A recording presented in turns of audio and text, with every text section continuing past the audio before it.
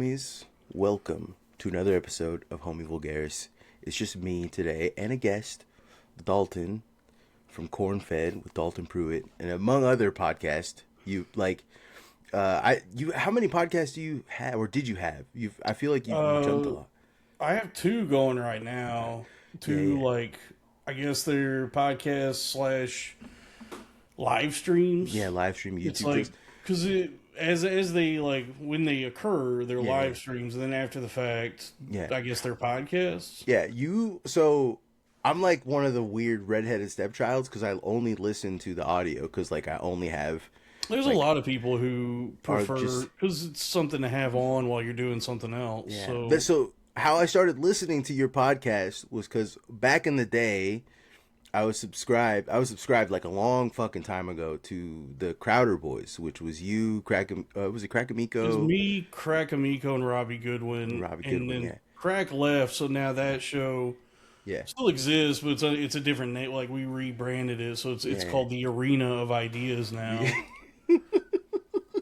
I love. And I've always loved that. That was what always made me laugh. Was the like. Anyways, I was into it for a while, and then I started listening to Corn Fed, and right around that time, I was a mailman, and like I was fresh to it. I was new to it, and I don't know if you know about like first year mailmen is one of the hardest for no reason. They just make it insanely hard. I was working like 12, 14 hour days, right, 6 days a week.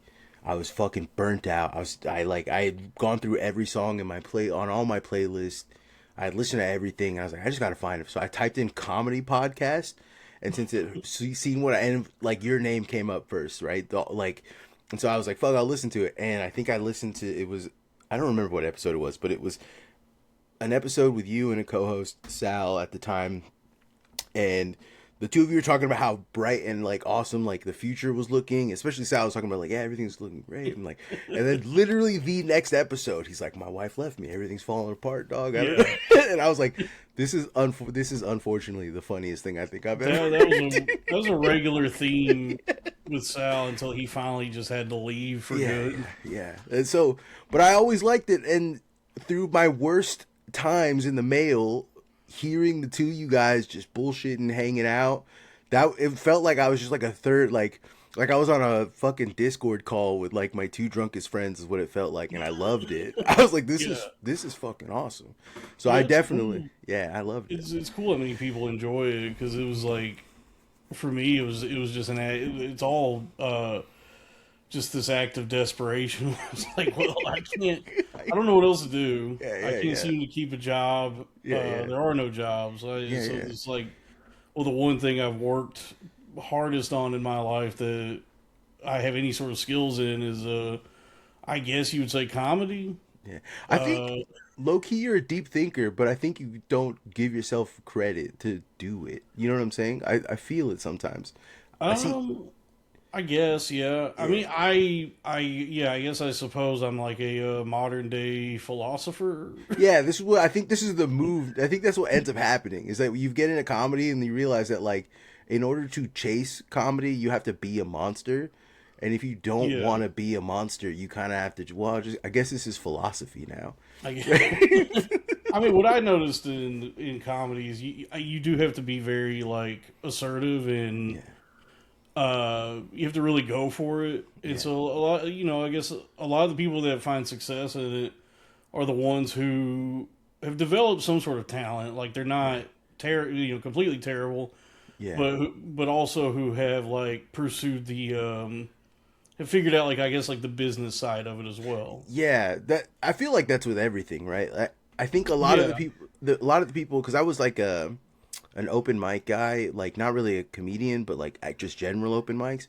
And I started out as like I was like a traveling Ronin host, where like people knew I could get a bunch of people together and right. throw something together, and we'd have music and different acts and stuff. And I never figured out like how to monetize that. I figured out how to get big crowds of people. Do you know what I'm saying? It's a And, difficult gulf to yeah, traverse. Is going yeah, from doing it for free or even paying to do it to yeah. actually getting paid yourself. Yeah, yeah, exactly. And then also, it doesn't help that I was like probably my most mentally unstable I've ever been at that time. That was my problem. Yeah, yeah. I think we. I noticed it like when I was really going for it, when I was like in New York and like really pursuing it. Mhm, When it felt like it was starting to maybe pick up, like I was mhm, where it felt like, oh, maybe success is about to happen. That was when mhm. I was like mentally at my worst. I was just like Yeah, losing dog. my mind. This is when you tell these stories on your podcast. I connect with them so deeply because I fully understand where you're coming from. Because like at the time I was doing like a open mic stuff, and I had like a bunch of art curation stuff, and I was in like a weird noise music scene that was also part of a fucking like performance artist scene. And so I was trying to like combine all of that shit. All of it sucks. You shouldn't do any of that stuff together. And I was trying to do it. So one of the things that I used to do to raise awareness of like noise, it was called, something called Noise House, was something I used to work for or work with. And I try to get people in on that. And so I used to go to open mics in the Bay Area, and I would show up and I wouldn't tell jokes. I would just go on stage and do something.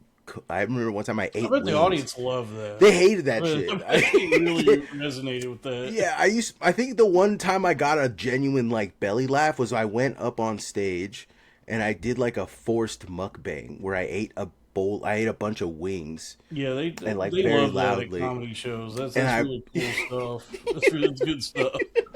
I I got banned from a pretty like prestigious comedy club out here because I scratched the shit out of their floor, their little stage floor, because on the way up I noticed like those big giant fucking like wrenches that like plumber's wrench, you know what I'm talking Yeah, about.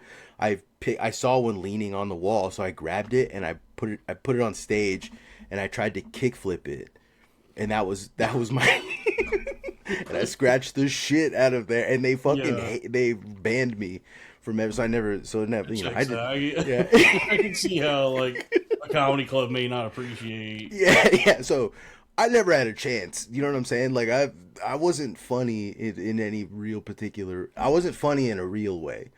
You know what I'm saying? I tell these stories now because they're funny to me, but at the time I was just a genuine crazy person. I've seen a lot of that over the years of got people trying to do like some sort of avant-garde thing, Yeah, yeah, yeah. And and it always fails, dog.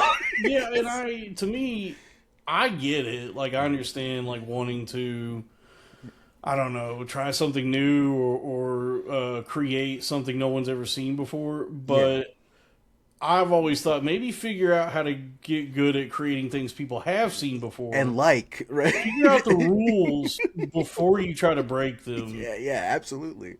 Because I was not good at all with this. And like I was like a kind of a terrorist. I was kind of like a vibe terrorist. Like that's kind of the way that cuz I had some friends in the comedy scene out here and they fucking hated me. Like they would invite me. It was kind of like a dinner for schmuck situation, but I was fully aware of it that I would like, hey, they're bringing they me to invite you the places just to exploit you. yeah, just to, well, not to exploit me, but to for me to fuck the vibe up. You know what I mean? They're like, oh, I can't bomb after Marcos because Marcos is not gonna tell jokes. Do you get what I'm Right. saying? so, Okay.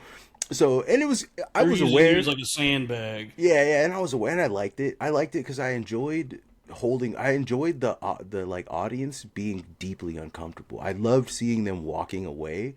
To me, Oh, in my stupid ass mind, I was like, I'm opening up their minds. You know what I'm saying? Like right. I'm showing them the That's real. really yeah. That's not really what comedy is. I mean, No, it's comedy is not, just like dude. making people laugh. Yeah, and my dumb ass was I was too unstable to recognize that. You know what I'm saying? I That's was why like even people I saw in comedy who like were doing stuff that I thought was bullshit.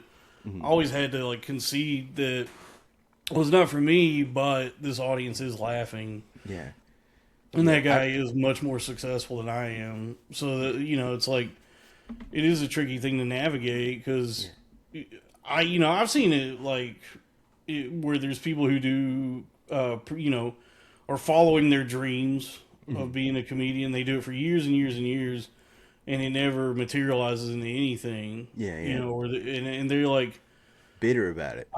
maybe not even bitter, but they've never like tried to figure out how to merge Yeah, like the business side of it yeah, with the yeah, whole like creative side. yeah, yeah, yeah. And then you see the people who like are implementing all the networking and just like Yeah. I guess like the sales tactics of it, Yeah, yeah. and that's where it's like, yeah, it's a tricky thing because talent and ability can only get you so far, Yeah.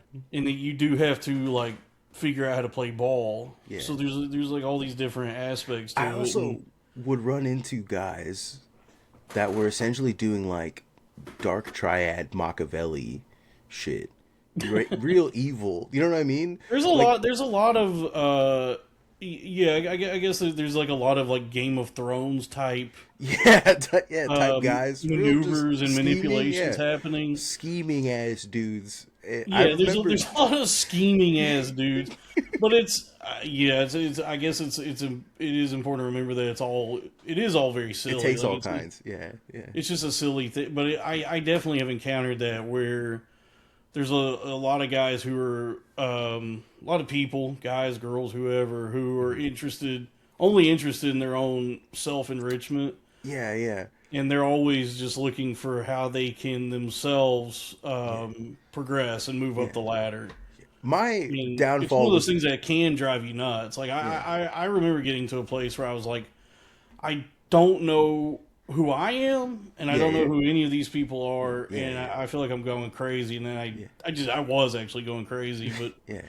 it is like, yeah, there's a lot of scheming. There's a lot of just people always looking over their shoulder for someone more famous to talk Yeah, to. yeah, yeah, absolutely. There's a lot of like starfucker quality that is almost Yeah, necessary, which it's is why it's my weird. It's not necessarily a bad thing. Like yeah, I know that it can like it's affected me negatively in the past where I take it personally. yeah, But it really is like, well, if we're all trying to just figure out how to make money doing this, or trying to figure out how to make a living, or whatever it may be, yeah, I mean, and that's what you have to do. yeah, yeah. You No, I know, agree. It's tough. It's tough because like my problem was that I was annoying, right? It's like I had a that can very really hold you back. yeah. I was a stupid. I had a very dumbass, stupid, annoying worldview. I was very much a like 15-year-old anarchy symbol anarchist type guy, where like no rules, no bedtime. Do you know what I'm saying? And like Right. part of that I tried to bring into my act was really just like, oh, there are no comedy rules, but comedy doesn't exist. Nothing's funny, and I would just fucking be a dickhead. You know what I'm saying? Like that Sure. isn't you can't sell that. You can't fucking nobody wants to do a bringer where the one guy is gonna scratch up their floor doing kickflips with a wrench. You know what I'm Yeah. saying? Like that guy Yeah, sucks. you're not really going to progress past the open mics with that kind Yeah. of thing, and you'll get banned from a few open mics. You'll have to like start paying deposits on open mics, which is what I've seen some guys do, and that's Yeah, very funny to me when I've seen people do. I think the pay when you have to pay for an open mic is one of the worst experiences. I've done it. Dude, it's tough, bro. I don't know Yeah, how anyone. Because what's the pot? The pot is you got some exposure, but like not really. You know what I'm saying? it's really when you're in like a really competitive Yeah, environment yeah, like New yeah. York City. Oh, of It's course. just any chance you get to like perform comedy in front of an audience Yeah, yeah. I can see is that. like Yeah, it seems valuable to you, so yeah, you just go like this is part of it. yeah, Eventually, I got to a place, especially like once I found podcasting, like once yeah. something for me started Clicking. Yeah, working, and it felt like I was beginning to move upward. yeah, I did not find the value in that anymore. I yeah, just yeah, was eventually it became a thing where I said, well, I don't feel like I need to, and I yeah, have yeah. no Of course. interest in paying to do an open mic or really do any open mics Dude, well, it at didn't that make point. sense.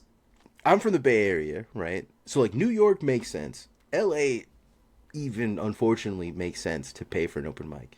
San Jose does not make sense to pay for an open mic. Do you know what I'm No, saying? Like that's what the fuck are you? And there's a lot of places that charged out here for open mics, which was bizarre because a lot of I guess the audience is different, right? Because a lot of open mics out here cater to Silicon Valley guys that just want to like play music on the weekends and feed like this ego trip. So they'll yeah. pay to do it. You know what I'm I saying? mean, yeah, I mean, an open mic audience Oh yeah. is in my experience is just other people wanting to Trying to be. perform. Yeah, no bad and open mic. Absolutely, yeah. Yeah, I mean, I guess in like smaller cities, it's not so much that because where when I started in Dallas, Mm-hmm. there were just people that would come in Mm-hmm. who just saw a comedy club and thought that'd be a fun thing to go check out. Mm-hmm. So there was like the actual audience, but then when you get to like bigger towns that have more of like I guess a scene, Yeah, yeah, then it's just all comedians watching each other, and yeah. so And that's it can become difficult to develop anything, yeah. and then they start like you see a lot of comedians writing material and performing for other Other comedians where comedians, yeah. their jokes are just like about doing open mics, which isn't it's not entirely relatable or Yeah, interesting. or yeah, something that's fun, dude. It's funny to me because it like I'm even outside of that shit because I was doing this to raise awareness of a noise music thing that we were That's the strangest thing. Yeah, you're trying to merge like noise music and comedy, which sucks. those are two things that probably just shouldn't meet each other. Those are the two things, in my opinion. These are two things that really kind of shouldn't exist, right? I think I think noise music. I'm into it, but it sucks. It's bad, and it makes people crazy. A lot. It definitely scares the hoes. It scares. It's Sure. an extreme scaring the whole activity. But beyond that, it also the people who are good at noise music are always terrible at being a human. Do you know what I'm saying? Like I know because I was one of them. I was I like, don't know any personally. There's some of it I listen to like Melt Banana yeah, yeah, Mel or Banana. A lot of people listen to Merzbow. Hella. Yeah. I don't really. I've listened to Merzbow. That's the stuff where I go. This What just sounds like a factory. Yeah, which that is the point of it. It's right. And like I was telling this story about there was a guy. The thing about the noise community and like the community is really what the issue is here, right? It's because the noise. I didn't know there were noise communities. There was, at least I was part of one way back in the day, like 2000, like 10, right? Like 10 years ago for is ancient for me, right? So like I was part of it. I was embedded in one, and I used to like there was no vetting process for noise musicians, right? And sometimes you got some really cool stuff. There was like a lot of because I'm in the like Silicon Valley, so people would come with like contact mics attached to like electrodes and like tube amps and shit, and they would come and like just run stuff. And it was cool to see the like process. It wasn't like it didn't sound good, but the process of seeing like tube amps light up and electrical, it was fun. I mean, it is just called noise, so Yeah. there's no like barrier for Entry. No, there quality isn't. or anything. Yeah. Because But if you're making noise, then that's it. Yeah, yeah, it so counts. people, I think the one of the coolest ones that I'd ever seen was a guy. He came in with like those really like that material, the like windbreaker material. He like head to toe windbreaker and a balaclava made out of that windbreaker material that he had made himself.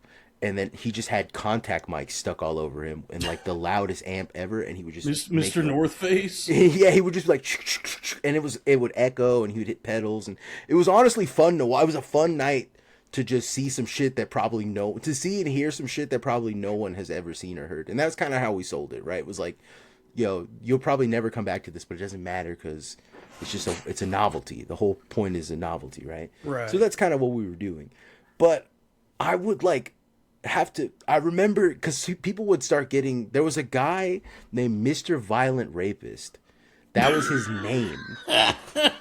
Okay. And he would come out, he was like he had like a pair of jeans that were like cut and his dick and balls were like taped to his butt cheeks. I don't know how to explain this in a way that makes sense.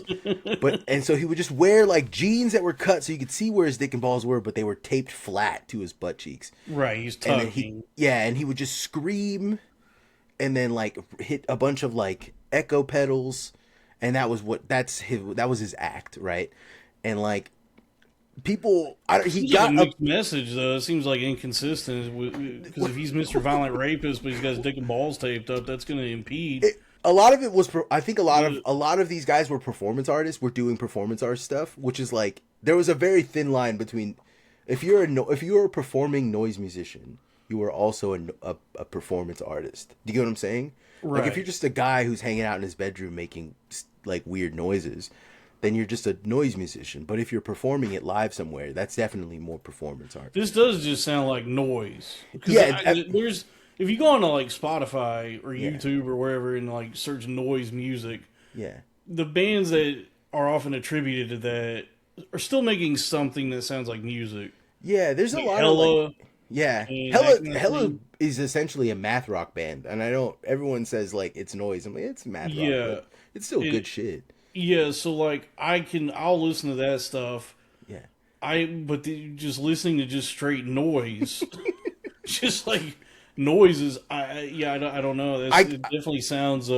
It's not for everybody, but it's much more something than I think people do in a performance aspect, right? It's fun to watch it. That was kind of what sold me on it. How I got into it was a friend of mine used to take me to this. He actually his performing was called Bottom Cafe, extremely gay guy, named Bottom Cafe, and his favorite thing that he used to do was he had a text to speech like the old school Kurzweil, the Kurzweil machine. Yeah. He would just read. He would like cry. He would cry into a microphone while the Kurzweil would read like messages that he got on Grinder from guys. Yeah, this is And all very like it was cool. It was art shit. unemployed. Yeah, no, yes, no, 100%. None of these guys had jobs, and this was when the economy was good. You know what I'm saying? Like when ZERP was around still, so you could just kind of bullshit and things didn't cost much. Do you know what I'm saying? Like when we had like, so that was kind of before like the pandemic. Yeah. yeah, it was pre-pandemic and it was post 2008 crash when there's a little bit of a lift in the economy. Do you know what I'm saying? That Okay, dead cat yeah. bounce. So that was right around that What time. is ZERP again? ZERP was the zero interest rate policy. That was when like Uber and all this shit take off, and they were paying people like Okay. yeah. That's how I had a job. Honestly, I was like I had a bullshit job at Uber where I washed dishes for 70,000 a year, and it was crazy. Like I was like I'm a dishwasher, and I Well, make you were a this much money. dishwasher at Uber. I was a dishwasher at Uber. Wait, I don't know. So this is like presumably this is not in cars. This is like No, at no, the no, no, no, no. Uber So headquarters. yeah, Uber headquarters, which at the time was on Mission, and then later moved to the what you call it to fucking I can't remember why my brain's It's like so. I'm imagining it's like it's a tech startup office. yeah, it was a tech. And when that I has got a there, kitchen in it.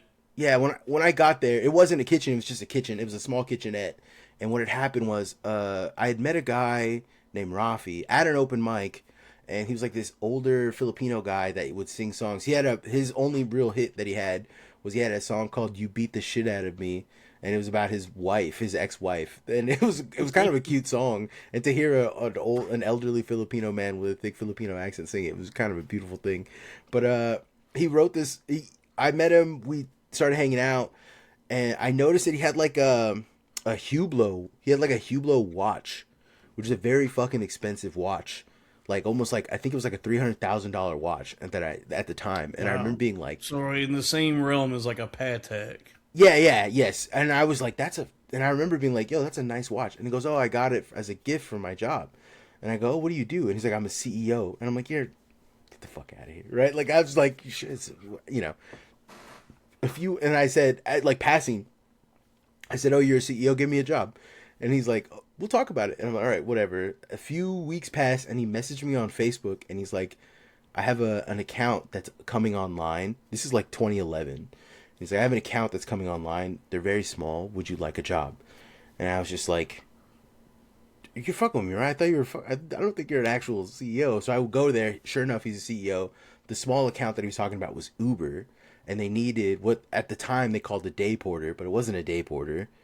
They had me go to the office and collect all of the coffee mugs and wash them because it wasn't because because there was like probably 30 engineers, not a single. When I got there, it was disgusting, by the way, because it was like piled mugs like that were just like petri dishes growing fucking God knows what in there. I've heard this about the tech world that Yeah. a lot of these startups just have like tons of money to throw around. Well, they did. That shit's gone now. Those days are over unless you Right. work in AI. But so that was my start into like the professional world. And when I started at Uber, I was just like a If somebody contractor. was paying me 70 grand a year to wash mugs, Yeah, that would be the beginning and end for me. I'd be like, I'm just never leaving dude, this. that was literally, I was never, my plan was to never leave. That was my genuine plan. I ended up going from there. They moved to a larger location, and then on Market Street, and then I fucking like get there, and they're like, "Oh, we need a kitchen manager." And I was like, I used to work in restaurants. I kind of know how to run a kitchen, and so like I started out as a dishwasher, then a line cook to their head chef for a little bit, from head chef to like their facility guy, This is all facility just in the Uber office. all in the Uber office, because there was so, you wear so many hats, and like I, by the time I left, I was like third in line for a position called like World Food, but I was employee 88 at Uber. Like I was an employee. I was one of That's the fucking, crazy. yeah, and I like couldn't believe it because I like don't have an education. I'm just some dickhead who does noise music on the side. You know Yeah. what I'm saying? Like I don't have any No, fucking. I have a degree, but my whole like working experience, like at jobs, has been it's like service industry. It's live- hard to find anything even with an education. It's because I live in the Bay. Honestly, genuinely, Right. that's what it is, right? Like it's just out here. I went from there to fucking. Then I worked at Dropbox for a little bit. Do you know that Dropbox's kitchen is Michelin, or was Michelin rated? I get I never heard that, but it's crazy, I mean yeah. I've heard talk and whispers about Silicon Valley and like the whole Bay Area Yeah. that these places have like other I guess like amenities or fringe benefits like that. Yeah. Uber had such ridiculous. This is ZERP days, right? This is like zero interest rate shit. Uber had people that would come in and cut your hair once a week. You could sleep on the. You could sleep. They had beds you could sleep in. They had an on-site laundromat, and then they had on-site launderers. So you would bring your laundry basket, put it next to your desk. People would come and get it, launder your shit, bring it back to you, fold it up nice and neat. Like that was a fucking job at Uber. Like that's it was, and it was so funny because the inside of it looked like a vampire nightclub from Blade. Like it was all black shiny walls with like, Right. it looked insane working. I mean, I worked for a startup Yeah. in like 2019. I got hired for it was like two ladies that were high up at Amazon had left Amazon to start their own clothing, like children's clothing company. And so I got hired there, and I thought it was just really cool that like once a week we got like a bunch of bagels. To me, that was like, oh, I've made it. Like Yeah, they're dude. paying me like My $20 an hour. There's bagels. Yeah. My current job right now, I work in a lab, which sounds cool and awesome. It's not. I work in a lab in a full bunny suit, and they don't give us proper PPE for our eyes, and it's a photolithography lab. So like you fucking your eyes get like, it's a yellow light, it's a sodium yellow light. You start hallucinating for long if you like work in there long enough. It fucks with Really? your eyesight, yeah. And like I've brought it up numerous times, and they're just essentially like, if you want the proper PPE, either buy it yourself or quit, bitch. Like that's just the new job. That's better than like. Yeah. There's jobs I've worked in the past. Like, Yeah. have you ever worked fast food at all? Yes. I You used ever to work worked at like a Domino's. fast food job where they hand you a uniform and then they go, "This will be coming out of your paycheck." Yeah, dude. I worked at Domino's for 3 months, and they gave me the uniform. They charged me for it. Didn't tell me about it, and then I gave my uniform back after I was done, and they charged me because the uniform was dirty, and I was like, motherfucker. Crazy. You're not gonna reuse this. Like, It's what the crazy fuck? the Yeah. ways these Yeah. places exploit you. Like, Yeah, insane, dog. it's insane. so hard to get a leg up. I used to work at a tire shop, like a, and the only way to get put on the schedule, because like every day you had overtime. Every day was overtime, right? And the reason why every day was overtime, you worked 6 days a week, and it was overtime every day. And the reason for that was because the manager, the guy who ran it, never wanted he always kept a skeleton crew, always. That's just what he Right. wanted, right? I don't know how, but he made that store profitable by, I think that's probably one of the ways he did it. So, but he would not put you on if you were like,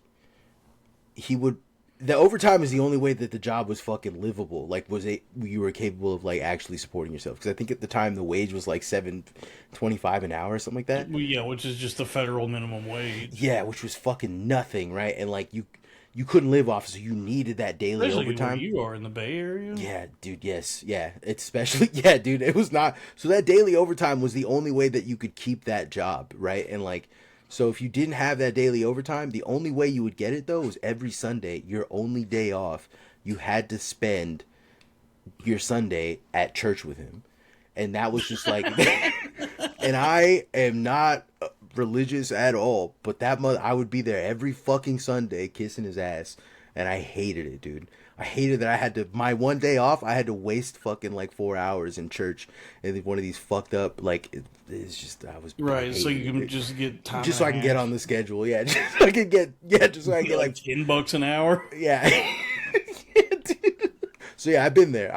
I worked sick ass jobs. I've worked jobs that were straight garbage, dude. Just Yeah. yeah, yeah. I've never really had a job that was that good. Yeah. Like working in an office was pretty sick. But it didn't pay that well. So it was like the one time I just didn't have to like, face the public and I wasn't on my feet all day. Yeah. So it was like the most relaxed, like cushy job I've ever had. Yeah, But yeah. it didn't pay good. And then,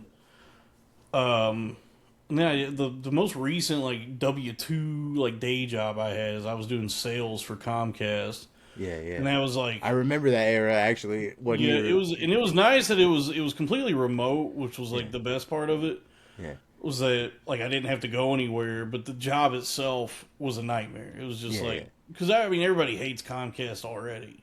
yeah, yeah, It doesn't. It's not a company that has a good reputation. yeah, And then I had to, people would call in with like problems. They were Yeah, yeah. upset that their shit wasn't working or they were getting overbilled.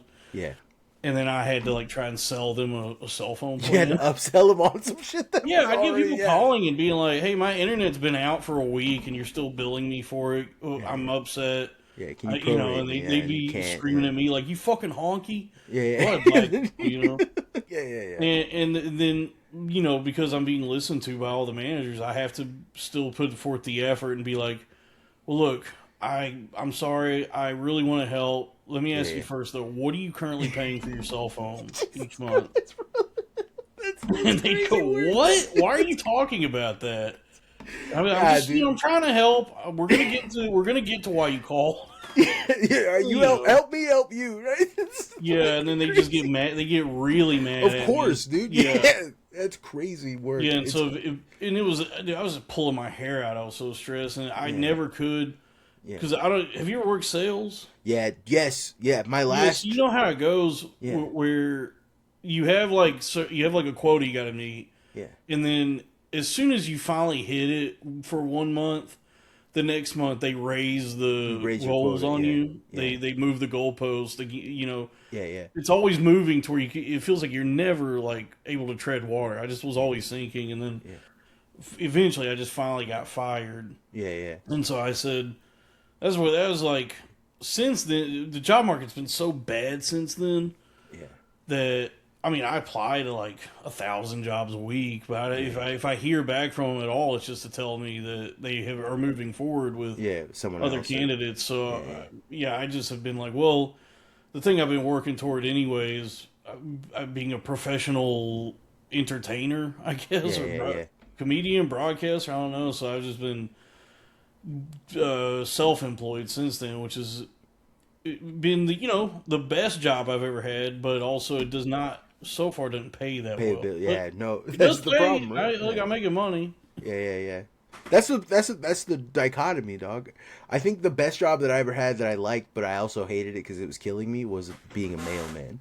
I think everyone should be a mailman at least. That sounds sick. I mean, yeah, those jobs where like you have a ton of work, but you have like you just do it yourself. You just like No, the thing that killed me about being a mailman was not the job itself sucked. It was like a pain in the ass. I walked a lot. I had a fucked up route. There's a lot of other people that have cool routes and they're chill and they're at off. But the office that I'm at is kind of like this weird space because it's a big city office, but it's like a big urban sprawl. And so there's a lot of walking involved in it. Right? I don't mind the walks, right? That wasn't the issue for me. The issue for me was the micromanaging. Our supervisor, and like our supervisors are paid to do that. I remember one time being stuck in like there's a venue near where I was delivering the mail, and they would have like literally they would have so much traffic that they would have to shut off lanes to get people in and out. So like collapse it to one lane, right? When that happens, traffic gets crazy backed up. And I remember one time making a left onto the street because I had a delivery, so I'd go do the delivery. I'm on my way back to the office, and I've been stuck at a light, and I get a text message, "Hey, you've been idle for 3 minutes." 3 minutes. I got a text message from my manager. He's like, "You've been idle for 3 minutes," Oh, and yeah. I'm like, "Dog, look, you can see where I'm idle at. Where am I idle at?" And he's like, "It looks like you're idle on the freeway." And I'm like, "Do you think I'm hanging out? You think I'm taking a fucking break on the freeway, asshole? Like, come on, dude."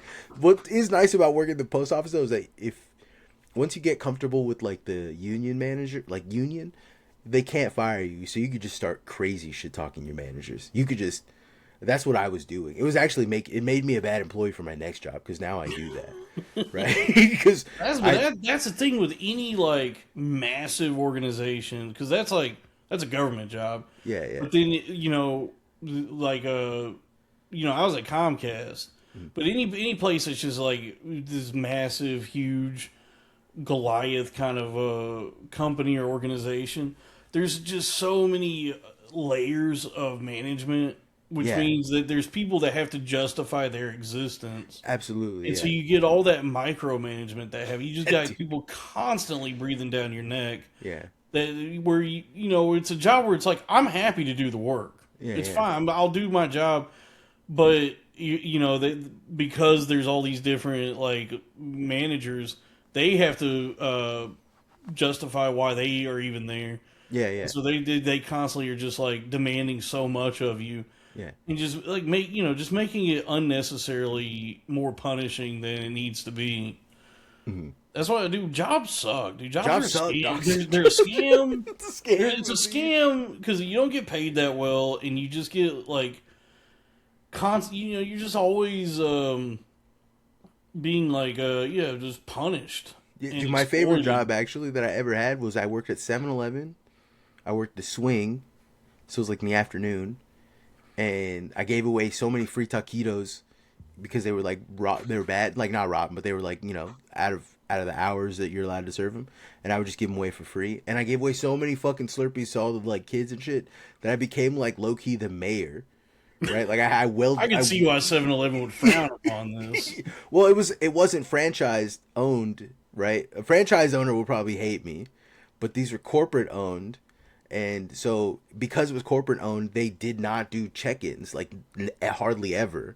So they didn't care. Like no one was on my ass. So I was really essentially just like it was me at the time. The manager was some guy who did not give a fuck about that place at all. He's like, "We're $1 million store. We make so much money. We're kind of in a big city in a nice area. We're like not a. It's we. I'm not worried about Marcos giving away fucking like 30 cents worth of Slurpees." You know what I'm saying? Like, Right. you could give away. That's the crazy thing too. You could give away 200 Slurpees, and it only cost us 30 cents. Yeah, You know what I'm I didn't saying? think they were using like high quality Yeah. ingredients Yes, in no, the Slurpee. yeah, I yeah, didn't think there's that not. the actual like Yeah. 7-Eleven's cost was ever that much. Yeah. So I low key became like the mayor of that like section of town. Like, I would go out, I would bike around town, and people would like stop me, and like be like, "Yo, let me get you something." It was cool, and I loved it. And then what ended up happening was they sold that to a franchisee. That franchisee, he turned into the devil and was like, "Why is our markup 30 cents less than it was the year before?" It's like, "You gotta go, Marcos. You can't give away 3 Slurpees in a week. That's crazy." Oh, And it's yeah. like, It's always new management that's on some bullshit. yeah, yeah. So I But just, I had a job where I was a barista for a while, and it was pretty sick at first because like the manager I had was pretty laid back, and he just was like, "Hey, as long as you're like doing your job yeah, yeah, when it needs to be done, like if there's people in here, fix them their drinks, and then if it's dirty, clean up." yeah, But he was like, "I'm not gonna ride you or demand too much out of you as long as you guys are like, working." mm-hmm. And it was a pretty chill, relaxed environment, and I was like, "This is a pretty cool job." Like I was enjoying it.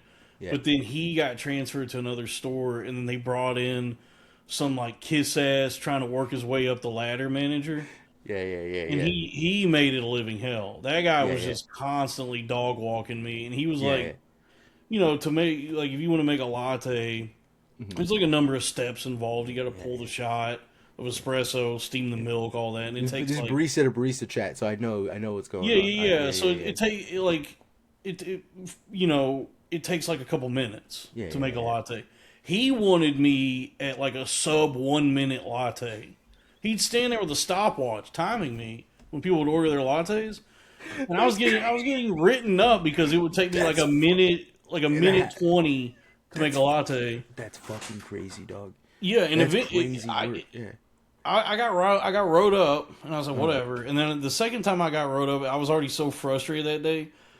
His name, he was a Himalayan guy. His name was Kush. Was his name. And I said, hey, Kush, I just gotta let you know, man, you're really fucking annoying. Yeah. And then like 10 minutes later, the regional manager came storming in and said, take off your apron, clock out, you're fired. Because he went and tattled on me, which I guess, this is what he was supposed to do. Yeah.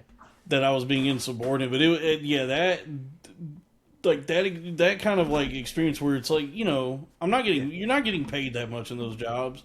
No. So the only like solace or consolation you have is like if you have a cool manager, it's just you're not being stressed out more than is necessary. But then when they start like raking you over the coals, it does kind of like imbalance the ratio of like the money versus my willingness to work here. Yeah, of course. You know what I mean? Where you go like, I'm not so entitled that I think I'm too good to work a job, but also this getting treated like I guess I hate to say this, like a slave, but that's what it feels like. Yeah, no.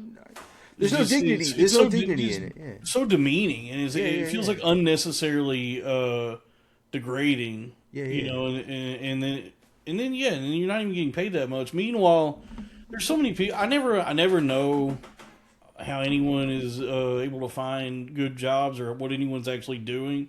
Yeah. But I've heard this term. It's all over the internet. There's this term, the fake email job. And all that I have ever encountered out here has been everyone. It's weird because I work a job in a lab in a factory. I work a factory job in a lab essentially, right? I work in wafer care shit, and the other half of who I work for, they all have fake email jobs.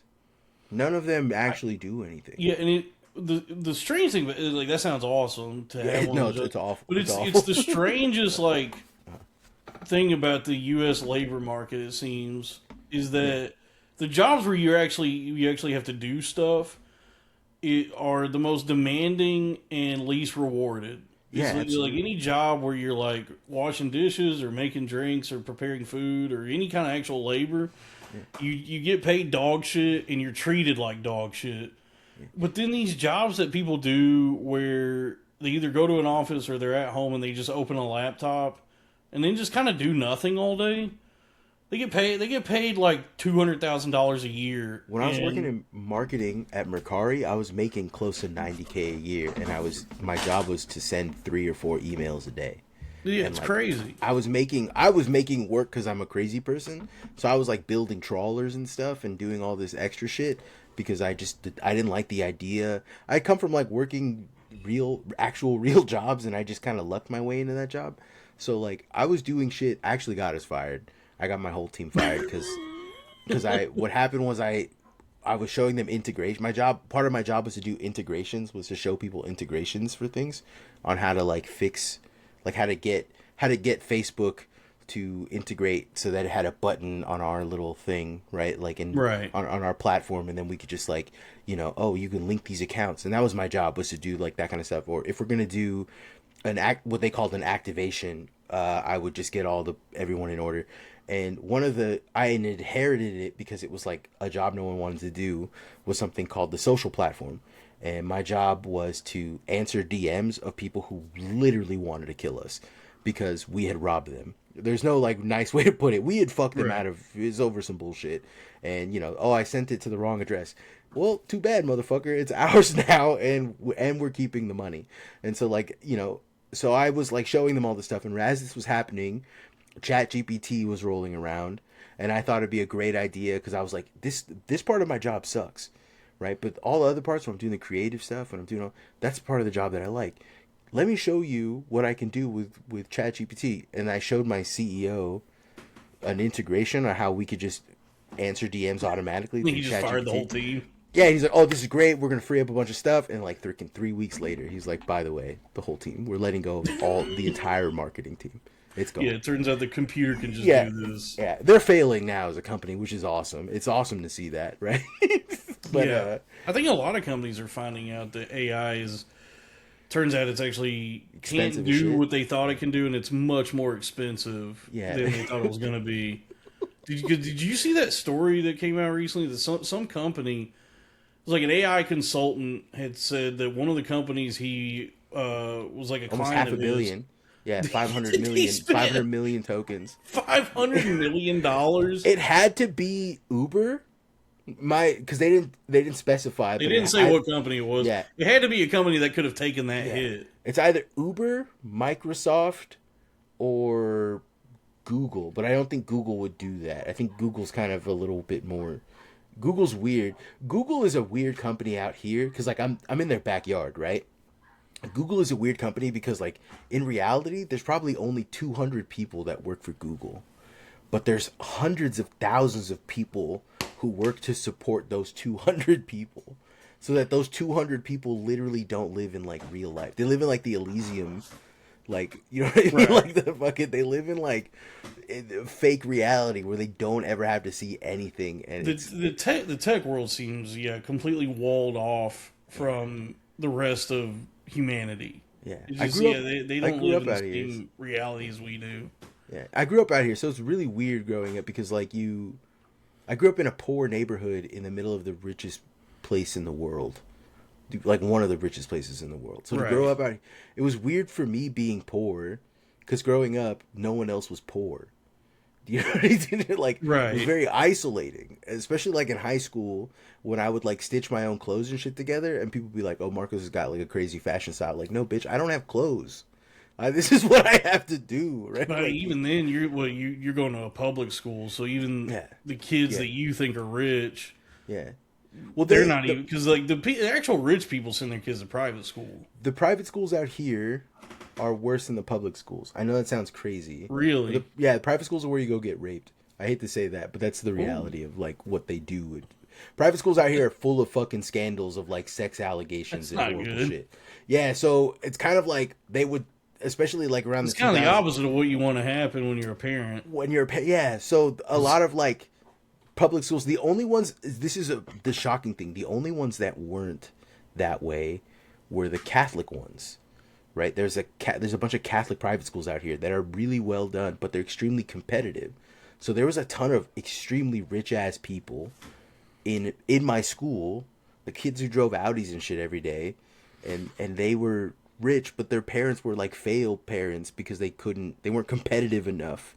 Do you get what I'm saying? To like get their Right. kid in a better. So I mean, yeah, they're not super rich, but an example is in high school. My high school, Steve Wozniak used to come into our high school and just hang out in the computer room because that was his like alma mater, and like he would just He's like, one of those losers. dude, yeah, he would. These He fucking got guys who already graduated and got he kicked out. comes back He got to high school. he got kicked out tons of times because he would just go to the computer room just unprompted and just like take apart computers. And like, You, Mr. Wozniak, you need a visitor's badge. yeah, you need to. Do you have business here? He's like, oh, my computers. This is an outdated model. You guys can upgrade the RAM. Shut up. Get out of here. Yeah, that's why Steve Jobs was the leader, the success, because he wouldn't do some shit like Never that. do some shit like He that. he wasn't actually like a dork ass nerd like No, that. actually, he was a dork ass nerd too. Do you know about the Steve Jobs? He never had a license plate. Do you know about that story? No, And he never had a license plate, and how he maintained that never having a license plate was that he would sell he had like I can't remember what kind of car it was, like a Lamborghini, some kind of fucking fancy car, and he had bought 3 of them so that he could because you don't, I think in California and I think out here you don't need to have a license plate for your first 3 months of having the vehicle.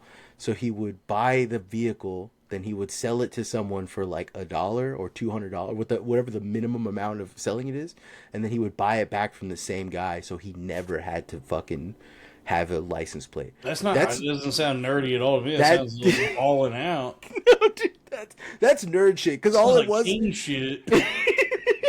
Just to be able to do that. It fucks everything. It does fuck up a lot of shit out here because he would fuck our DMV because our DMV would because there was only 3 DMVs in this area, and having to process that shit, right, would actually cause impact. Like there's a DMV that wasn't too far. It closed down now, but it wasn't too far from my house, and if you ever had to get an ID or something, right around when he was switching his cars out, it wouldn't happen. You're getting called up at the DMV by Steve Jobs. Literally by Steve Jobs, because he just doesn't want to fucking, and like he just impacts the local. He would also do shit where he would do like every time he would do those speaking events, right? They happen in Cupertino, California. Right. I see that when I open my weather app on my phone. It's small. It's a very small Cupertino. It's a tiny city, dog. It's tiny, right? It's got a population of like maybe, well, now it's bigger, but when he was like at his peak, it was probably like less than 100,000 people, right? It's a small fucking city, and he would have that whole fucking city every time he would do an unveiling so packed that people would sell their parking and they'd be like 22 miles away. They'd be like 22 miles away from, and you'd be like in gridlock traffic. Just to watch him announce. Just to watch him announce some like the bullshit. Next iPad. Yes, dude. And he would fucking choke our city out. I do remember those like big keynote things being like a big deal when they would have, because he was such like a cult of personality. Yeah. People love to see him in his little sweater doing that. In a much more like populist way than, because the tech guys now are scary. Yeah, yes. Like in a way that they didn't used to be. Like I remember, like we all used to think Steve Jobs was evil.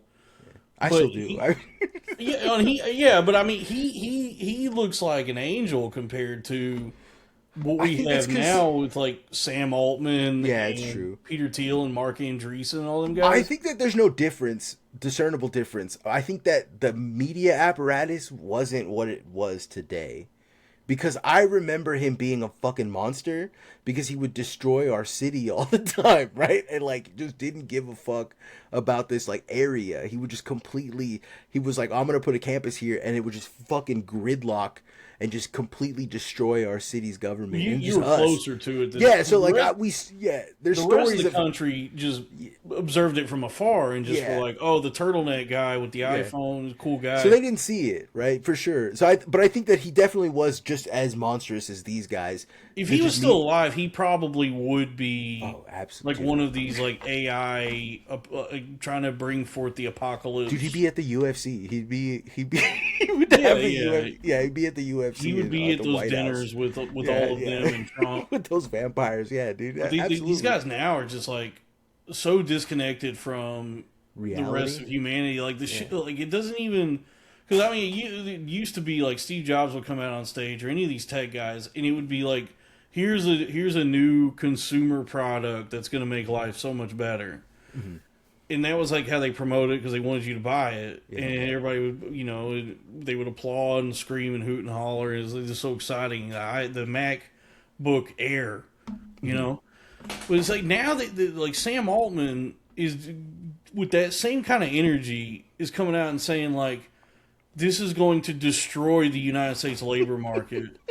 He's like, and there's no hope for any of you. There's no hope for any of you. None of you. All of your jobs are going to get replaced. And that's him like hyping up his that's him selling it to the public. And I go, what is? I don't understand what is happening. We're gonna have to kill you, dog. Yeah, this isn't like a sales pitch. It feels like a threat. Like, and then these guys are surprised when they find out that nobody likes them. They're like, oh, I guess because they do all live in this like bubble of like the tech Bay Area. The one evil guy that I actually think he's evil. I he's fucking evil, but he might be the one that like has recognized the writing on the wall. Of all people, is Jeff Bezos, because I see Jeff Bezos he's the only guy who's like, people who make less than 100,000 a year shouldn't pay taxes, and that's the first time I've ever seen one of those guys say that.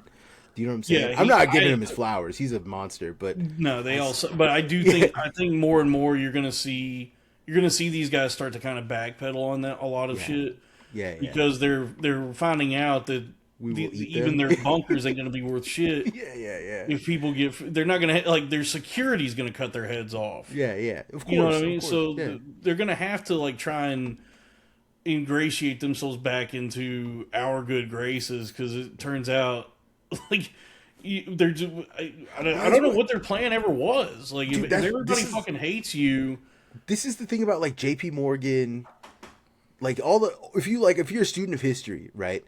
In the 20s, in the roaring 20s, and then like even the 1910s, like J.P. Morgan, who the Mellons, the Carnegie Mellon, all these like huge firms, they pretty much recognize post 1930 that if we continue doing this, the people will eat us, right? We caught a mulligan with 2 world wars, so we should start investing in like arts and like things that people, you know what I'm saying? And that's what they did, and they created these institutions. And I'm not like sucking their dick either, because they're also fucking evil as shit. but you know what? They did at least try to like contribute to the overall like public good in some way. Yeah. There is actually one family that did not, and it's DuPont. I try to explain to people, DuPont is the most evil. The Jeff Gordon car. Yeah. Jeff Gordon. No, the DuPont. If you ever like just want to bum yourself out, look up the DuPont family and like what they did to West Virginia, right? Like because West Virginia, it's actually interesting because Charleston is the only city that has any kind of like metropolitan kind of in West Virginia. Yeah, in West Virginia, and the reason for that is because that was where the DuPont, the guy who I can't remember his name, but when he would go to West Virginia to like essentially poison and choke out and kill the entire state of West Virginia, he's like, well, I gotta have a nice place to stay that has like art and shit and museums. So he built Charleston specifically for himself, and like, dude, that all of like the chemical spills. He sued people for defamation for claiming that they had cancer, and then he paid doctors to say that they got the cancer by being inbred, which is why we have the like West Virginia is all inbred. I mean, some of them are inbred, but like, but one of the main reasons why that got so fucking out is because of the DuPont family. It was like a narrative that was created. Yeah, that they were spinning. The DuPonts are mad crazy. It just so happens there probably is a lot of like incest happening there. Yeah, what happened was it happened like maybe 30 or 40 times, and they were like, well, that's a narrative. You know what I'm saying? Like, I mean, it's not a stretch. Like that seems like there's a Don Draper. There's a guy to get Don people Draper. to believe that people in West Virginia are inbred. It's like, yeah, I didn't think they weren't. Yeah, they got like a Don Draper figure to be like, it's called incest, right? Yeah. Virginians are doing it, right? Yeah, but the all the tech stuff now is it is so strange how it doesn't seem like they're interested even in like the consumer economy of it. No, because you're not the consumer. Yeah, you're not the consumer. That's why. I mean, like, this is something that is what happens in the Bay Area is shit happens here first, and then it echoes into the rest of the world, right? And like, if you drive down the 101 towards San Francisco, none of the billboards are for the people driving in those cars. The billboards are for the people who are getting chauffeured, like in their VC cars. guys. Yes, right. And like you'll see stuff like get your stack to 100x and like that, and that's all it says, and then on the bottom it says coffee AI or something like that, right? And like that shit isn't for the average consumer, and they are aware of that. And so like they're no longer pivoting towards like selling this shit to me or you, right? They're selling this to like regional managers, right? They're selling. It's like B2B. Yeah. Pretty much, and it seems like the ultimate end goal. Because when I've tried to wrap my head around this, these companies like OpenAI and Anthropic and all the shit that's out there, it's like trillions of dollars that have gone into this technology. Like all the advancements and innovations they're trying to make with this AI stuff, Absolutely. they're just bleeding out money. Yeah, And of course. so if you like, I've tried to figure out like, well, how do you make that back, or what does that look like on the consumer side? Well, you're not. Yeah, There's not like a population in America that's gonna just from subscribers or people paying for this product where you're gonna like turn a profit on that yeah, because you've spent $1 trillion on it. yeah, yeah. So it seems like the ultimate end goal is to like enmesh themselves with the government. Yeah, It's like government government contracts. contracts, Yeah, yeah. and I mean, and in that way, it basically nullifies like the trillions of dollars in that debt. they've Yeah, hemorrhaged on this, and now all of this product itself is just part of like the United States government is yeah, yeah, contributes like the surveillance state or whatever you want to call it, and it yeah. goes beyond like any sort of consumer economy, and it just becomes like the the part of just I guess like the power of America, like Yeah, but the infrastructure. I'm not too I'm not too doomer about it, if that makes any sense. Because a lot of the products don't work and won't work. No, they Right. don't work the way they say they do.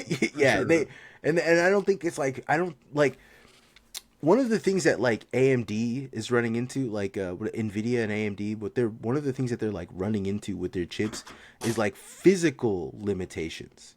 You know what I'm saying? Like actual, they cannot. The physics are no longer, in order like required for Until them they to figure out like quantum computing. physics. What Yeah, I know. which and I don't think we're close to cracking that, to be honest. And I don't trust I don't know. ChatGPT or like You're even closer to it than Claude. I am. Like I'm not. Yeah, I'm not yeah, for really a sure. tech guy. Like I'm on a.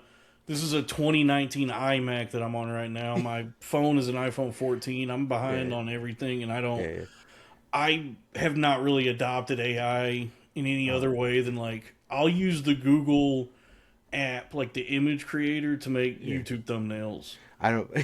And that's about I that's like the only times I've used it. And yeah, then yeah, beyond that, when people talk to me about like what they're using ChatGPT and shit for, yeah, I'm just like, well, I already can. I just do that on my own. Like I can yeah. do these things I already. don't use AI, not even for like any leftist reasons or anything like that. I just don't do it because like I'm lazy. I'm too lazy to do it. I'll just figure I'm like the engineer lazy that like I'm too lazy to look up how to do that, so I'll just figure it out. I'll just build it from scratch. I'll just do my own I shit. just but for me, it's like a lot of the stuff that people are outsourcing to AI. I go, well, I learned how to do all this in school. Yeah, yeah. No, Like no, I can write an essay. I like all these things. I can yeah. just. I thought that was just being human, but I guess that's what they're trying to like with any sort of technology advance. Because I mean, Ted Kaczynski tried to warn us about this. Yeah, yeah. They're making us like dependent upon it. Yeah, yeah. Because I mean, like Dog, and people are dependent on it. Like I didn't read one of the darkest chapters of my life earlier this year. I have a weird high school history. Like I should have graduated, then I didn't. Some fucking shit. I was like, fuck it, I'll just go get my GED. And I'm bad at math. Right, it's the one thing I'm fucking dog shit at. I'm horrible right. at math. So I decided, well, I'll take a math class. I'll take a morning math class, and we'll just and that's it, right? So or like a night school math class. So I started taking a night school math class, and I get in there, and everyone in there, all of the like I saw like maybe 6 or 7 of the people who were like semi-intelligent, the people who were like not mouth breathing, these people were all using ChatGPT to do math, and they were getting the math crazy wrong, right? Right. Like I think one of the questions that one was like 6 times 5, 30. The lady did, and she got 361.8, and I was like, that doesn't even make sense. Like, you know what I mean? Like Would you be could that just, wrong yeah, you in can't. that That's way. crazy and you trust it because your phone said that. Do you know what I'm saying? And like Yeah, that but was that also like kind of negates like the value of any sort of education if you're just using AI yeah, to yeah, do like because I mean my experience in college was that you have to like do all the work yourself. yeah, And yeah, yeah, I was in college before AI, but yeah, yeah. when I hear about kids using it now, I'm like, well, you're just wasting like $80,000. Yeah, well, college then is different than college now. I would say college now is a paper mill. It's just you can't. They promised us that it was you get the piece of paper and you're supposed to get a job, and Oh, then that I mean, no, it yeah, was but when I went, there just wasn't AI. But I mean, yeah, I got the degree, and then there's no jobs. yeah. I didn't go because what someone had told me was that it's not about what you know, it's about who you know, and that is fucking proven 1,000% That true is for true. me. Yeah, I grew up being told because I'm of the age where my entire life, somebody was pointing at like construction workers and McDonald's workers and saying, if you don't want that to be the rest of your life, you need to go to college. Yeah. You know, Dog, I'm trying to get a GED so I can get into a trade. Like that's where yeah. I'm at mentally. Yeah. So, But like, I just remember them, just somebody pointing at, an adult yeah, trying to feed their family, saying, yeah, "See that? That's the worst thing that could happen to you. yeah. So go to Being a college and productive get." member of Yeah, society. yeah, yeah. That's the worst thing that could happen to you is being a productive member of our society. But I was always told that to have any chance in life or to secure for yourself like stability and job security and wealth, you got to go to college and get a degree. And the messaging always was like, there are degrees that are good to have that are like more valuable than others, but really any degree is cool because you'll get a job somewhere. You'll land on your feet. Yeah. And so like and at first I did try to get like one of the degrees that might be worth something. Like I was a STEM major, so like the first 4 years I was in college, I was a biochemistry major. I didn't have any plan. I don't know what I was going to do with that, but it sounded fancy to me. It was like, ooh. Unless you were willing to like relocate out here, you weren't going to be able to do Yeah, that. I don't know, but it got like once I got into the higher level courses like calculus 2 and like the actual biochem, like beyond organic chemistry, that was where I just hit the wall on it, where I said that I'm lost. I'm failing every exam, and so then I changed my major, and I ended up graduating with an English degree, just thinking like, well, this is still a degree, and everybody has told me as long as I have a degree, I'll have work. I'll find a job. But unbeknownst to me and pretty much everybody in my generation, they were pulling the rug out from under Yeah, of us. course. You got rugged. Yeah, dude. We got rugged. We got socially rugged. We got rugged. Yeah. I've said this before because I've been rugged plenty of times on meme coins already. But the feeling of like the labor market post college is very similar to like when you get scammed on crypto.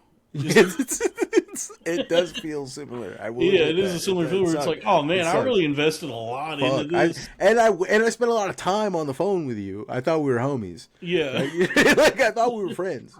I thought we were gonna come out of this friends. No, I agree. I 100% understand. I think something clicked in me realizing you're an English major. When I would listen to your podcast, you are a lot more well read. I hate to besmirch your guest or your co-host. Oh, but yeah. you are very well read, and I was always wondering why. And now I get it. It was always what I had a knack for. Like when I was in like elementary school, middle school, high school, I always had more of a just a knack for reading and writing. Those were my strong suits. Was being able to read books and write essays and short stories and stuff like that. And then I always struggled in math, but like the stuff that they call the humanities, I suppose, was what I had more of a like predilection for. Yeah. And it's interesting because we got that in common. I'm starting to recognize things now because I think that's why I clicked so much with your podcast, or at least why I've been listening to you specifically for so long, was because I recognized there is something you speak. I'm also kind of I was a reader. I was growing up. All I ever fucking did was read. Emphasis on was for all of us. Me too. I still read a lot, but I don't read for fun. I read a lot of. I do another show. I'm trying to do another show with another creator and Caleb, and it's called Chiral Mindset, and it's about like the history of all the bad stuff America's ever done, and it's the worst. It's just you doom yourself out, dog. You Yeah, get I can't get into that it because gets me I have so a friend sad. who's into all that. Like, Yeah, yeah, there's a buddy of mine who reads all the like Program to Kill and Eye of the Chicken Hawk and that kind of yeah, stuff, yeah. and he told me like, yeah, don't read none of this. Yeah, This is a no, fucking no, he's bummer, right. dude. Yeah, it's a bummer. It makes you sad. Like I learned about like for me, my area of interest where I got invested into all of this stuff was Operation Gladio shit, and it's like it's mental poison. It doesn't do I've anything for you seen like schizo accounts on Twitter mention Operation Gladio. because that is what happens if you are not careful. That you become a schizophrenic Yeah, hardcore. yeah. I've seen like the anime profile picture Yeah. accounts talk about it. I still don't know what it is.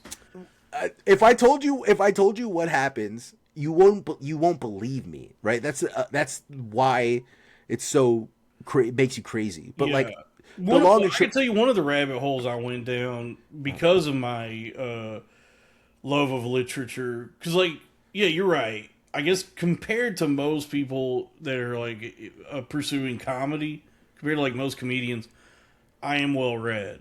I never thought of myself as like as well read. I've always struggled to focus yeah. on like actually reading, and I'm Dog, you're reading Dostoevsky. You're in a like part of yeah. Dostoevsky, his shortest thing.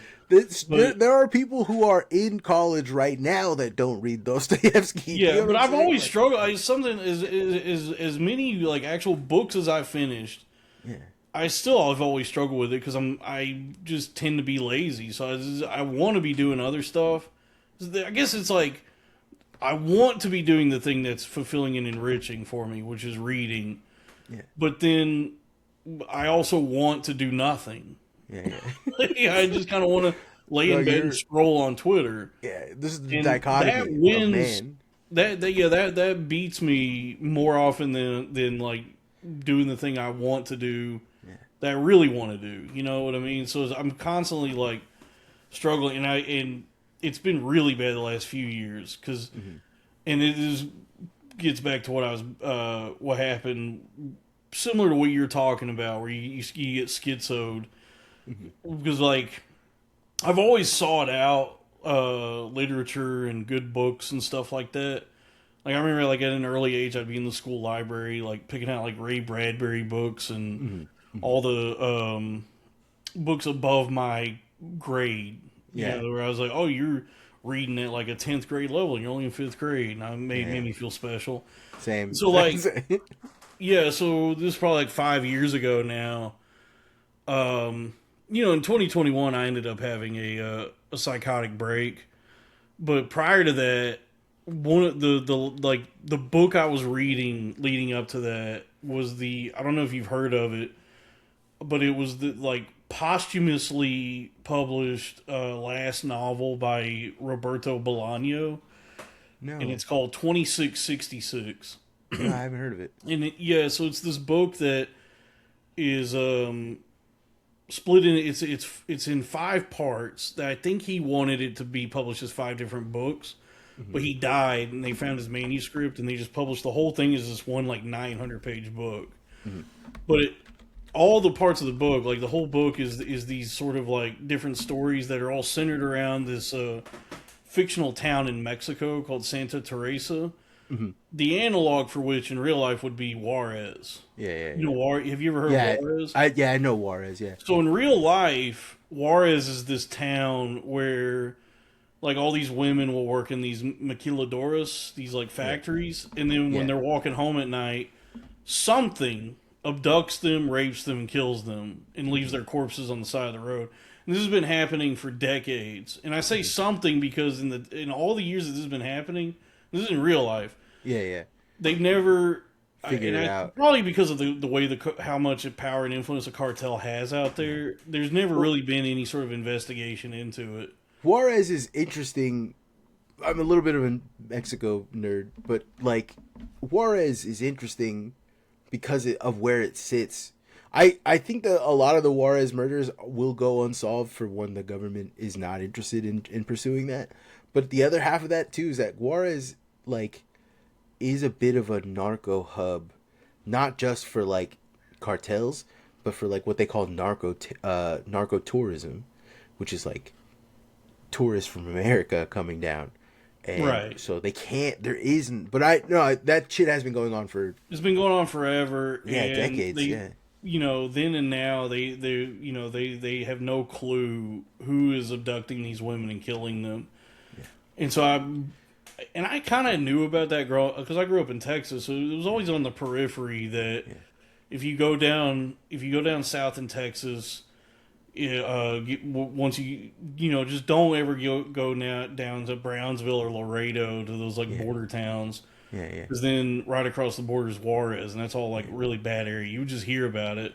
yeah, And so I was reading this book, which is a fictional town that's basically Juarez, and there's like it's all these different stories about people interacting with this town, and then you get to the fourth part is called the part about the crimes, and it's like the biggest section of the book where there's like 400 pages of just like all these like graphically detailed descriptions of what happened to these women. So you're just reading about like, yeah, this lady's tits were cut off, there was semen in her butt. yeah, awful. Yeah, yeah. And it's like these two police officers there like documenting this and talking about it. And I remember like reading this at a time in my life when I was like mentally kind of losing it, and then from there it like piqued my interest, and then so from there I went and like started researching all the real life events. Like I watched this documentary about it, and I just got obsessed with it, and then that kind of spiraled into like once I was becoming manic. Yeah. Where just mentally I was breaking from reality. I developed this like full on psychosis where I was very paranoid, conspiratorial, and I thought like the government was doing something nefarious that was impacting me. But it did. I guess like the genesis of it, or one of the things that had begun my spiral was my burgeoning interest in these sort of these cartel killings, and then that turned into eventually me peeking out my blinds, saying like, "Oh, the 5G towers are a direct energy weapon that are giving me Havana syndrome." Yeah, dude. I've been And there, dog. since then, Yeah. since like I go to the psych ward and my life completely falls apart, and then I have to start recovering from it. Since then, I have not read a book since then, and every day I tell myself, okay, I'm going to start reading again because reading is fundamental. There was a picture in my school library where it was Nicolas Cage holding a copy of Siddhartha by Hermann Hesse in front of a tree, and it said reading, and that's always stuck with me. Is like my guiding light. It's like the beacon for me is that picture of Nicolas Cage telling me to read. That's sick, dude. And so that has been a challenge. Like ever since I had my mental break, is like I need to read again. Like I was always good at reading, and that kind of is what has given me, acumen and being able to create the things I like to create. Yeah. My problem is kind of the opposite in little ways. What happens is I read if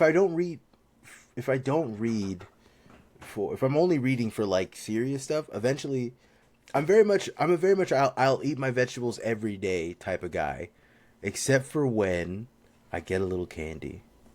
Because it's not just a little candy. I get a little taste of candy and then I'm on the candy for weeks. Oh yeah. And it's, you know what I'm saying? I have no fucking self-control.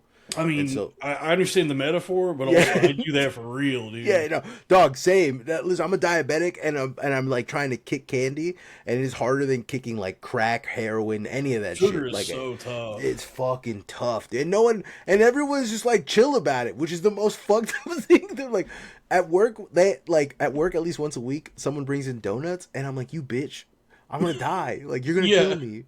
I'm fighting for my life over here. You might as well be chopping up lines of fentanyl in front of me. This is crazy. Just fucking, what are you doing? I can't handle this. And she's like, just have one. And I'm like, I can't. That's the problem. I eat 6. Dude, that was the spiral I just had recently, because May 12th was my birthday. Yeah. And so because it was my birthday, I was like, I'll get a cake. Yeah. Oh, and then just like the next three Bro, weeks. brother, you don't even gotta say It was a anymore, brother. disaster. I went to on my birthday. I found an Italian bakery. I bought one cake, and I said that's one of the best cakes I've ever had. So I went back to that bakery a few days later and bought two cakes. Dude, we are birds of a feather, dog. I know. I fully understand. Yeah, I went to Safeway to go buy beer for like my friends, and I wasn't even planning on drinking. We were just gonna hang out, and I'm walking past, and I see the little like deli area that has the little cakes and stuff, and I think to myself, I'll just get a cake. I'll just get a little cheeky cake. I'm getting beers from my friends. I deserve a little something. You know what I'm saying? yeah. I get that cake. I didn't even get to the car. I ate it out of with my hands in the parking lot as I'm walking to my I've car. done that. I Little, get little personal cake. yeah, yeah. I get in my car. I'm driving. As I'm driving, I see a McDonald's. I pull in. I stop at the McDonald's. I get two milkshakes, and I'm like, what the fuck? And like, I'm thinking to myself, like, this is like, when like, my dad was a meth head, and like, I think about how like every time he ever took like the money he had for like rent, and then immediately bought meth. You know what I'm saying? And I have that same feeling in my head of Yeah. like, listen, I know the mistakes that I'm making right now, but that shit is right The, there, the, the dog. time the time between when the thought enters your head to you getting the thing, the Yeah, whole time you're just thinking, "What the fuck am I doing? This is what am I crazy. doing? Yeah, I should not do this." But then when they hand you the two milkshakes, you go, "This is the happiest I've ever I've been. never been in my I'm so life. glad I did this." And then I get there, I get to my friend's house. He's got a bunch of pan dulce on the counter, right? Like and like I Yeah, don't the really sweet even rock with breads. it's fucking cold. It's like hard. It's from the day before, and I ate that whole plate. And at this point, like my sugar is crazy. I'm like spiking. I'm starting to see stars and shit. And my friend's like, "You good?" And I'm like, "Yeah, I'm just go get a cup of water." I throw up, and then I come back and I like rinse out my mouth, and they're chilling and blah blah blah, and they're talking, they're chopping it up, and I see like 4 or 5 Cokes that are sitting on the counter, and I just start and like that's, do you know what I'm saying? Like, dog, You're on a bender. yeah, that's the only way I can describe it. I was a straight bender, and like that was like a few weeks ago, so I I get won't it, even dude. touch the Cokes, dude. The one thing that's like my mainstay, like my baseline, is just straight Coke Diet. Zero. Yeah, dude, I'm with you. Won't touch the full sugar Cokes, but then everything else is nuts. Leaded, Like, fully lead. Yeah, lead. I don't drink leaded Cokes. I don't drink everything. It's all unleaded for yeah, I me. just tell myself as long as I stick with Coke Zero, then I'm okay. I'm like in between the lines. Yeah, yeah, yeah. But then It's for if I me. ever touch like a full sugar Coke, that's when I'm really redlining. Yeah, it's bad for me, dude. And then the next morning I woke up with like the worst stomach ache, like just feeling like dog shit, and like my medicine didn't work. I went to go do my shot and nothing happened. My blood sugar just stayed the same. I hit the shot and nothing changed. And I was like, oh, Dude. I've got problems, dog. I'm gonna That's kill me. always my concern is like I don't think I'm diabetic or I've never been diagnosed with diabetes, Yeah, but like as I've gotten like much fatter than I've ever been over the years, I'm very concerned about like developing type 2. I guess I'm pre-diabetic. yeah, yeah. And so I've been fat my definitely whole trying to life. fix it now. Like Yeah. the last few months, I've been working out and I'm trying Hell to eat yeah, better. dude. But then, yeah, it doesn't take much. Like if I just No. get a little taste of something, the It's wheels crazy are how fast. off. Yeah, it's crazy how fast it happens. And you know what the two superpowers for me, because I was a lot heavier like a few years ago. The thing that really helped me out and made me lose weight was one, beetroot powder. Beetroot powder will fix your entire life. It's crazy how fast it works. Right, like I'm about to do like I wish I could do like my own Joe Rogan Alpha Brain, but it would just be pure beetroot powder. You know what I'm Really? saying? Because it is that good. It's crazy. It's cheap as shit on Amazon. You could buy big fucking bags of it. Just mix it into like just mix it into just drinks. If you're drinking coffee, put it in your coffee. It turns your coffee red, turns your Yeah. piss a little pink, and that kind of sucks. But other than that, it gives you way more energy. You feel way more alert. It makes your dick extremely hard and like That's stay cool. hard. That's the most awesome part about it. You just get crazy. You get like 18-year-old boners again. It's pretty sick. And like, but like that has been helpful. And then something that I learned about something called the Soviet method with like working out. So I bought like a pull-up bar and I bought like planches. And every time I walk past the planches, I just bang out 5 push-ups. And every time I walk past the bar, about a month ago, I couldn't do more than like 2 pull-ups. I couldn't barely do one I don't pull-up. think I've ever been able to do a single pull up at I was any I point in was my life. I was there for a long time, and just the Soviet method of walking past it, doing a dead hang and holding it, and then like trying to lift. Now I can do four, and like it's just time, and you don't think about it, Yeah. and especially if you treat it like it's, the Soviet method is just every time you walk past it, every time you see it, oh, I gotta do it, and that's it, and Take you a don't shot like of vodka. yeah, take a shot of vodka, and then you fucking salute the Stalin statue you have Yeah. in your in your front room, and then and then you go online and you become really annoying, and those are the Yeah. those Oh are, yeah, yeah. like the Yeah, yeah. all the communists I've seen on Twitter where it's like, are you trying to like sell this to anybody? Because I don't. My This favorite isn't going to like sway anybody onto your side. my favorite types of guys that have been recently getting mad at me have been like hardcore. I've only ever vacillated between. I used to have like really old school racist used to get mad at me because I'm Mexican online, and so they Right. would just say mean, awful things to me. And then I got like into the esoteric racism stuff because I started doing racism judo, where I would call white people like ice apes, and like which was to me that was probably the funniest one. But then there's like I would do racism judo. I would do like what is that stuff called? Phrenology. I would do phrenology back to Oh them. yeah. I would do stuff like, oh, you have a small like you have a small Nordic brain pan, so you can't taste. Yeah, you have a negative cantel tilt. Yeah, yeah, your Yeah. canthal tilt is negative, and that's why you have a bad palate, and you have weak palate, so you can't eat spicy food, and things like just Yeah. ribbing it back. They cannot take it when you do it back to them. By the way, they get way madder than you would expect. I thought at least there'd be some gentle ribbing. They'd be like, "Oh, this guy's done his reading." No, they hate that shit because they probably haven't done the reading. They probably don't read the books that they say that they read. They can dish it, but they can't take it. They cannot I've take it. busted those guys' balls before. Yeah, yeah. Some of those accounts, like one of the recent like back and forths I had was with Howling Mutant, I hate that fucking and guy, but yeah, he hates like he's constantly doing the edgy, Yeah. talking shit thing to people.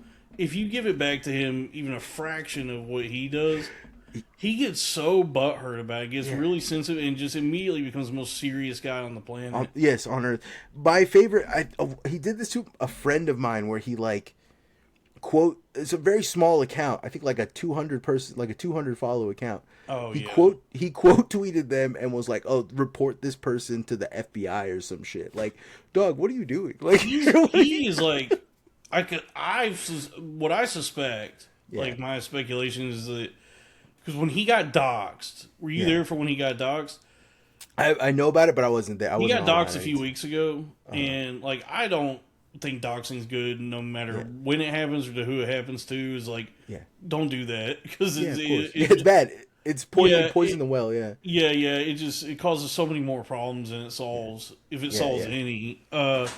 But he got doxxed and they found his I think it was his LinkedIn profile, and he had one of like his bio on LinkedIn was one of those like bullshit things that reads like mine, where it's like I'm trying to use my customer service skills to challenge my, where it's just like he has no resume, Yeah. And then they found out that he's mostly just worked as like in these like blue collar jobs forever. He was like he worked on the like Staten Island ferry, you know.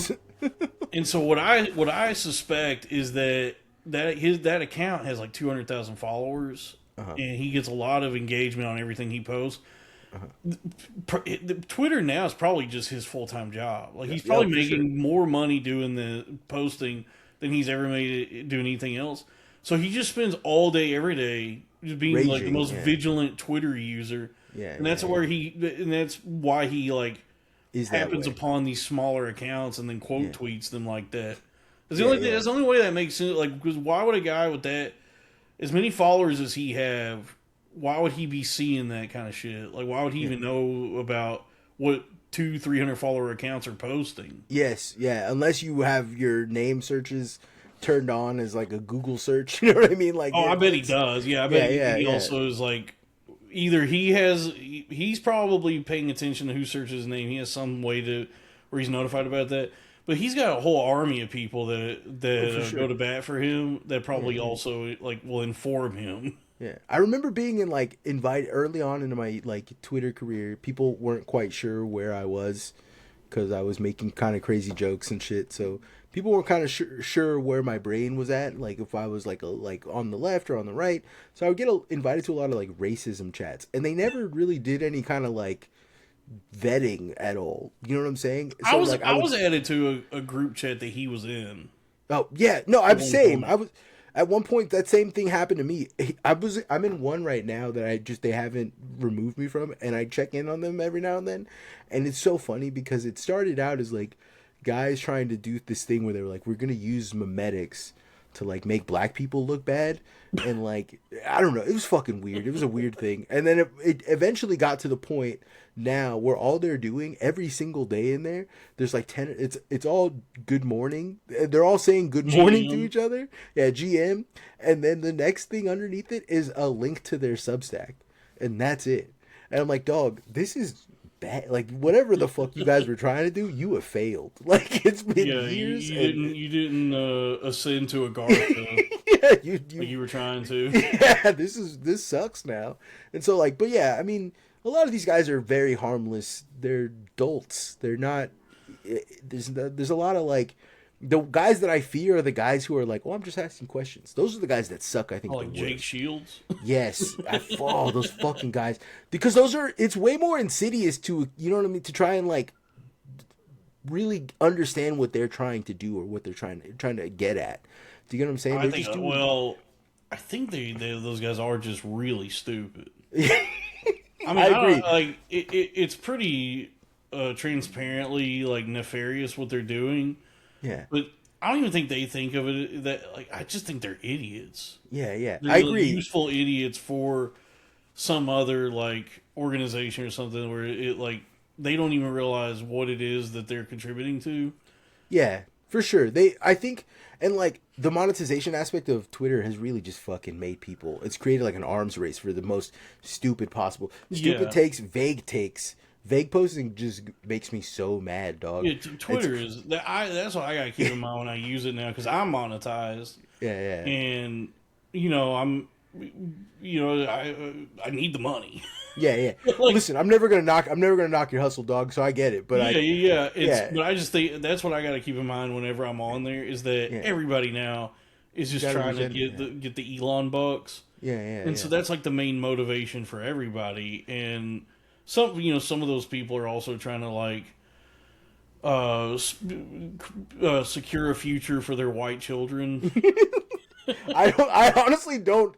A lot of those guys don't have white children. Is the other half of that? Either they don't Most have of these kids, guys are or not living the shit that they yeah, talk about. yeah, Yeah, it's all LARPing yeah. as they say. All of their baby mamas are Mexican. They're my cousins and Yeah. shit. You know what I'm saying? Like it's Well, yeah, crazy. the thing that gets me to what you were saying though is like how sensitive they are, like how Yeah, they just immediately crumble if they get any sort of not just pushback, but if you just like energy, just even a match little their bit. energy and also just like you know bust their balls or joke at them, Yeah, they immediately go fully serious and sincere about it. yeah, yeah, Yeah, where they're all soft because I'm not going to go into the comments on something that Howling Newton posts or any of these guys and very sincerely and seriously say, "Hey, this isn't cool. This is not yeah. right." I'm going to You try guys and are like mean. Yeah, match what they're doing and break their balls. I Try to do like be love. funny about it. I do love your. I remember you. Please be nice to me. Please don't be mean to Yeah, me. please don't be mean to me. Please don't be mean to me.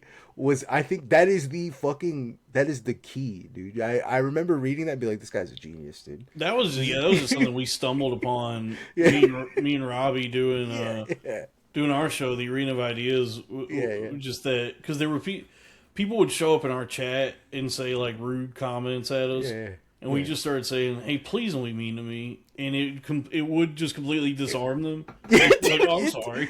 I remember like listening on the podcast, hearing you read a fucked up mean comment. People would say mean things, and then you say, "Please don't be mean to me," and then the next comment was an apology. Yeah, And it's crazy how I was like, dude, he figured it out. He yeah. cracked it. It was just I guess it's that thing that like 30 years ago Yeah. Something David Foster Wallace was talking about, that like as people get more and more into irony and all consumed by irony, there'll be this like sort of yearning for For again earnestness. Yeah. sincerity. Yeah. Yeah. And so it's just like being very sincere with people in that way, where you go, "Hey, that's not nice." Hey, that's what I hurts my feelings. it's It's great. It's it's great. because it's so it's just so counter to Yeah. the way everybody else behaves, where Yeah. everybody is just constantly shouting at each other or biting at each other, Yeah, just dude. to very sincerely plead with someone. And it is like, it does come from a sincere place of like, Yeah. that hurt I my could hear, feelings. yeah, dude, I could hear it in your voice when you would say it. It didn't sound, you weren't being disingenuous. You were Yeah, being serious. And that's why when the next comment was always like, oh, my bad. yeah. It's crazy how well that worked. I don't know. I was here for I loved it. Yeah, and I think it's because people are not used to that kind of sincerity, that Yeah, yeah. it's so like jarring for them, Yeah. because everybody's always trying to get one up on Yeah, everyone because else. like one of the things I used to hate to see, this real boomer shit, boomer mindset, was people would post something and they would post a meme, and then someone would post a meme under it, and then someone would always post meme war or try to out meme me or something, and I would think to myself like, damn, both of you need to be shot. This is this is bad. This Oh is yeah, this is a bad practice of what's happening right now. most people are pretty bad at the internet. Yeah, I did like the other thing that you do, which is saying, "So what you getting into tonight?" Your reply. That's been fun. Yeah. That's awesome. I love it. I genuinely love it. I'm always praying for you, King. Like every time I see that, I'm like, I'm hoping she's saying you. You know what I'm saying? Some women have responded favorably Yeah. to it, but then there's really no plan after that, because it's like, well, I'm not going to fly out to wherever you are. Yeah. That's what I love about it. I love that there is you really are a dog chasing cars. You know what I'm saying? Yeah, Like, you yeah. don't- Because you- there's nothing to do Once you get- if you're yeah. into it. I'm like, all right, well, good night. All right, yeah, have a good one. Hey, you know what I Yeah. mean? Like and I love that. It's beautiful.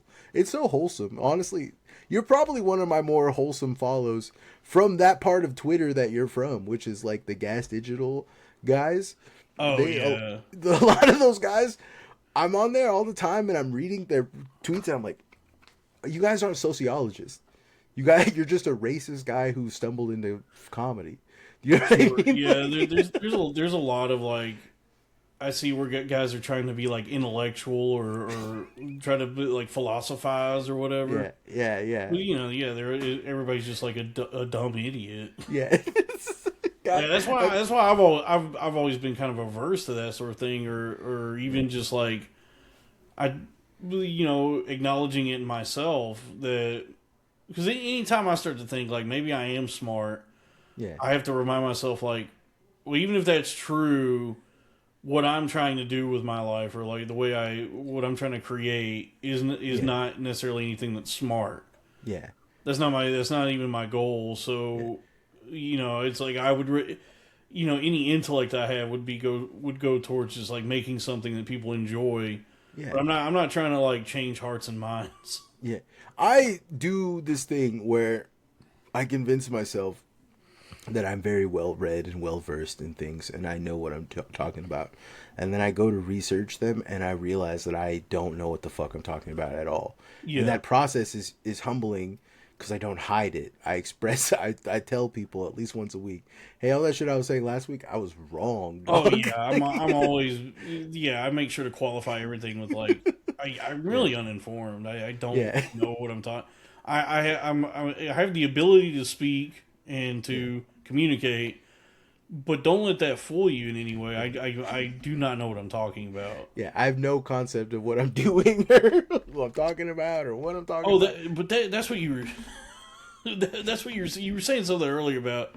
We started talking about candy, but it was something. Welcome to the show. This is how the show works, dog. I was trying to say that for me, reading books when I'm reading, I will read stuff that is informative, and I'll be good, and I'll do that for months and months and months. I'll have audiobooks, I'll read, I'll come home every night, make an hour or two to like deep dive on Wikipedia, learning about things, and then what will happen is I'll get distracted by one stupid little rabbit hole, and then I become an expert on that for fucking. That's all I can think. It consumes my entire You life. start skimming some Wikipedia articles. Well, yeah, I think one of the ones that recently, like, almost I very narrowly escaped a mental breakdown was I started reading Rose of the World, a book by Daniil Andreev. Have you ever heard of that guy? No. So he created his own religion. He was like under Stalin, he got thrown into jail. He got thrown into prison because Stalin's like religion's bad, and he's like, all right, religion's bad, but I'm making my own. And and he was just like, nah, you're gonna go to jail. So while he was in prison, he wrote his own Bible called the Rose of the World, and in it he talks about like the world is a bunch of layers of circular things called Gavicogs or Gavigobs or something like that, and like like Gobstoppers? no, like Hinduism. It's a mix. It's a blend of Hinduism, Christianity, Catholicism, and like Buddhism. It's a mix of all, Right. but it's written by a Russian guy, so he's also kind of Greek Orthodox a little bit too. So it's weird, and he talks about how like Jesus Christ was like a Buddha, was one of many Buddhas, but all of the Buddhas are like a part of this like who's the blue guy in Hindu, you know what I'm talking about, Baba Yaga or whatever. Yeah, like Shiva? and so yeah, Shiva, and like how he like an avatar for Shiva. So like it's a guy. I read this book and I remember reading it, and it doesn't make any sense. It's literally, but it's like some of the most poetic shit I've ever read in my life. Where he's talking about, he's like, the world opened up before me, and I saw freedom for the first time in my life behind bars. And he's like talking about like, so it's very poetic. He's talking about. Right. And so like it's easy to read this book as like a book of poetry, but then if you really like are trying to think about these things, I think he talks about, they're called Veda Sutra. Your ability to view reality is something called Veda Sutra, and like you continue as you like have terrible experiences. Your Veda Sutra, you can see through other things. It's kind of like anime shit. There's a little anime involved in this, right? Like anime level or logic here. And then he talks about something called like quasimorphs, which are demons that are from outside of your Veda Sutra that you can see. And like he talks about them being like when we see ghosts and apparitions and stuff, we're looking at quasimorphs from. It's like the plot of Donnie Darko, I think. It might honestly, it is kind of like that a little bit. It is a little Donnie Darko. But there's a tube that comes out of your chest that some people can see it. Some people can't. And then beings from other realities will interact with you in your dreams. And so so it's interesting, and I was reading it, and as I continued reading it, it started to make a lot of sense to me. Like he was making, like it was making too much sense to me, and I was starting to use those words in my real life. It's dangerous. And I was like, that sets off alarms for me because like I've had a mental break where that same kind of shit happens. Like you start reading shit like that and you go, no, this checks out. Yeah. Like, and then this makes sense. You start talking to other people and they go, hey, I think you need to go to the hospital. I don't think you're making sense. What happened to me was I was talking to my girlfriend about something, and then I said something about like, I'm like, but I mean like, if I just like go on like a 10-mile hike by myself and like I don't bring any water or anything like that, I'll upgrade my like Veda Sutra. And she's like, what the fuck are you talking about? And I was like, yeah, what am I talking about? Honestly, what the fuck am I talking about?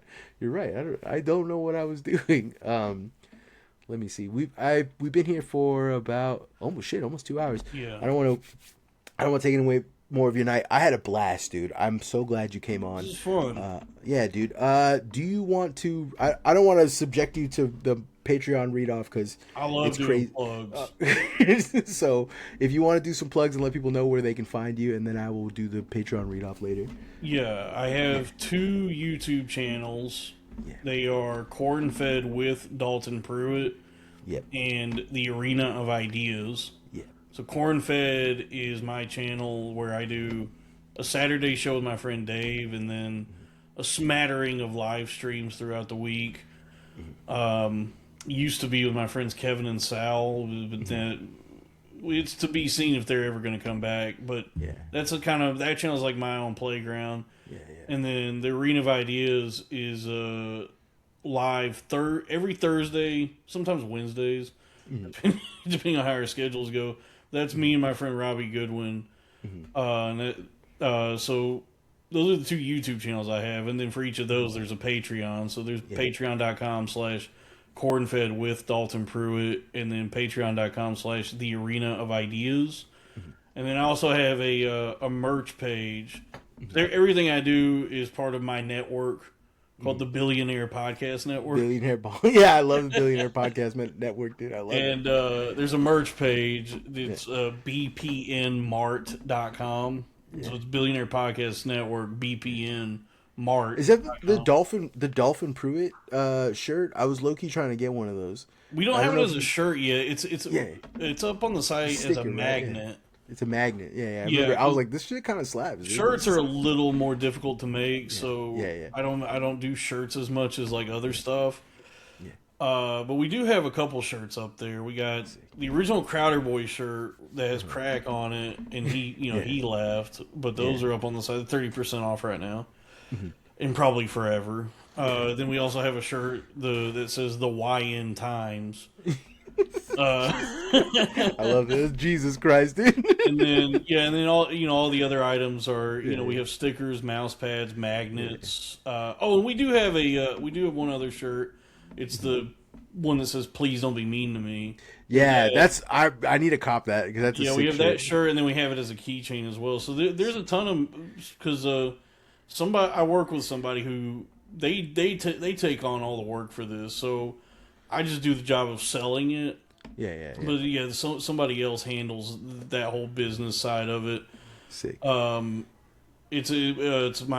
She's an artificial intelligence named Lily Abernathy. But really, my point is, it's great merchandise, and you can buy it at bpnmart.com. I got you. All right. But appreciate you, big dog. Have a good one. Yeah, all you too, man. Thanks for having me. All good. Let me stop. Power of movie magic. I totally changed my appearance. I'm different now. No, I'm just kidding. I had Dalton on for about 2 hours, but we were talking for like maybe 3 on that last recording. I didn't want to hold him around for reading out the Patreons because it was just, I felt like the night was getting real long. So I waited too long, and now I am recording this, and a lot of changes have happened since then. Anyways, shouts out to the following homies. Coyote M, Trinko, Boy Modder, Armpit Job, Money Spread, Jesus. Fred Durst voice optional. If my day keeps going this way, I might just suck your fucking dick. Nice. White Black Israelite, Large Breast, Sabo, Alexandra Gordon, Frumius Bandersnatch, Get Parried, Idiot, Free Felony for $50, Rookie. Bugsy, currently hiring scheming eunuchs. Get on your knees, Marco, and earn that T-Slur pass. Say less, pal. Normal Take Guy, The White Nancy Pelosi, Olivia, Dude, Eric Barbera, Adam, Eat My Chunk, Daddy, Goku's Distended Stomach, Jonathan, Matt Wonker, Collier Silvis, Maxine Weber, Aldine, Embraces the Green, if you know what I mean, David, Nathan Mulcahy, Tara Augustus Utopia, Jesse Buckley, the entire transgender population of Alberta, Worm Woman, Tucker Trucker, Bread Kaczynski, The Phallic Gnome, Lauren Frazier, Andrew Katrakos, Large Mammal Enthusiast, Raheen, Brother Kaiju Bus Stop Menace, Yoni42, There's No I in CIA. Pal, you're spitting. Iran got a bobsled team. Do they really got I don't know. I'm not gonna do this. So I've got stuff to do today. Steffi F, Midwest Maker, Lesbian Actual, aka Gray Market MILF, May, wannabe Warlock Weebs chanting Pagwan Sanfa to summon Kun to deliver them. All right. A foot cramp before you start busting. Let's see. Put some Briggy on it. Viskio V, founder of the Girls for Bullying Marcos Club. It's true. I'm a paying member of that club. I'm the only paying member of that club. Damn Strokers Jacula. Cat. No jokes cause behind on episodes cause asocial. Sorry. It's all good, homie. Ain't shit show title enjoyer. Theo. Your own personal Bunkford. Someone to eat your hair. Someone who's scared. It's just like me for real. Torvin. Super Deformed, Jiren, Stats for Lefties, James Gilbreth, Marco Elke Lolea, The Loathsome Dung Eater, The Tarquin, Hatch Act Follower, $10 more to the Gorilla Chow Fund, Sadish Radish, The Hat Man, Sometimes You Chunk the Bunk, Sometimes the Bunk Chunks You, Billy Egregore, Frank Javsey, Fent Microdosing, you gotta get A little bit of it, just a little tiny high. We are Charlie Turk, we hate the Greek. God's creature, bathing ice ape. They hunk on my bunk till I chunkford. Names, name names. Joe Cassidy, Laura, Solid as Red, Ripstone, Former Child, Sockram Legnar, Double Creature Feature, Lee Elliott, Queen Marinka the Eternal, Doug M. Shit name Butt. God, that's an insanely good one. Carrie is on some shit. Everyone smoke filterless cigarettes now. Augur. World's largest Margot Peenhus. Another Hugrungulus enters the homie realm. I love Hugrunguluses. That one messed up snuff vid you saw in the 9th grade. Jim Schmungus. Brian H. The Limit, La Limit. World's largest micro Peenhus. Brody, Letters, Kiefer, Roboy, Gabriel, the white boy physiological response to break stuff by Limp Bizkit. It's true. I do be feeling that. I'm not white, but I be feeling that. Jade, Jonathan Weber, Call Me Maybe, Alexa, the boys are back in town. The shareholders, former bag fumbler. It kind of sounds to me like you fumbling the bag, which means that you got the bag and you didn't bungle the fumble. You're not a bag fumble bumbler. You know what I'm saying? He Devil in France, Andrew Morgado, Somewhere Systems, Fred Sharman, Luke Simasek, White Daddy, aka Master Chef of Umami, and some poop on it. Fuzzy Nagas, Damn it Parker, I need deep fakes of Spider-Man. And taking us home is Chris Wade. Shouts out to all the homies. I love all of you. Stuff is on the way. We're like a little behind the scenes here. Expect some videos soon. Me and Ruben are in the lab. We're doing some stuff. All right. Bye. The Fitness Gram Pacer test is a multi-stage aerobic capacity test that progressively gets more difficult